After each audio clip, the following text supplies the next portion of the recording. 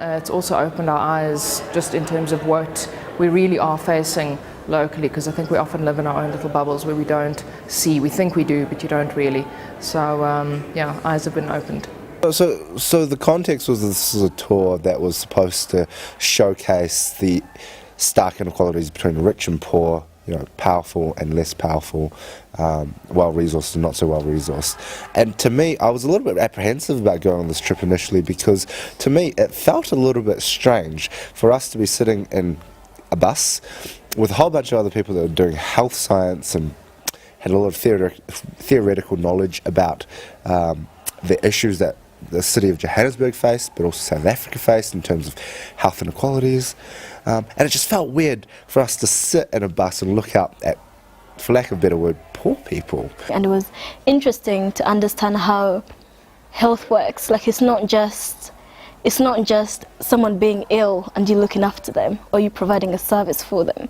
It's a lot more than that. You have to look at where they live, how they work. So it's definitely enlightened me. But once we came away and going, oh well, that guy lives there in a house with 17 people because,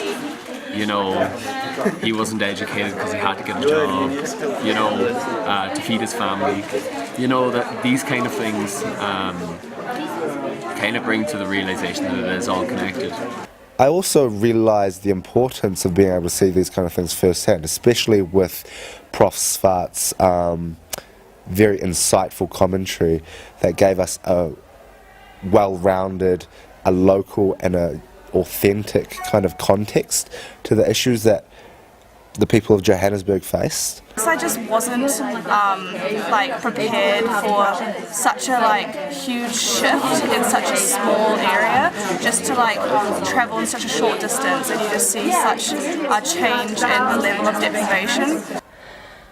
I probably wasn't as shocked as some of the other girls from Australia, because I have been to the Solomon Islands before and it's a very similar outlook there.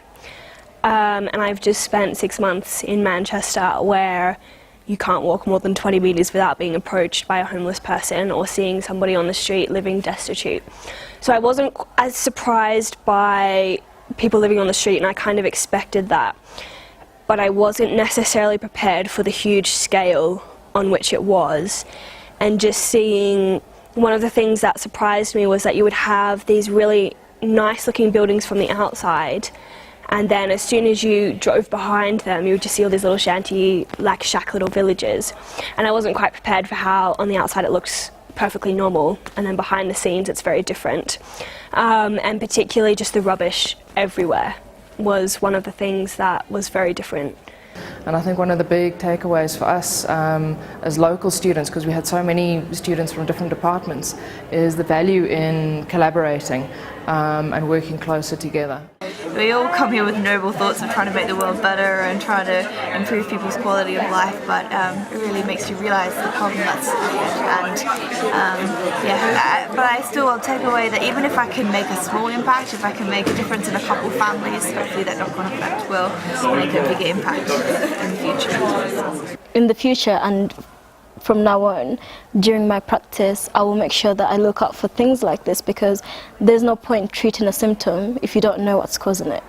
So to me, I enjoyed it, and I enjoyed all the lectures, all the debates. It was really interesting, I loved it.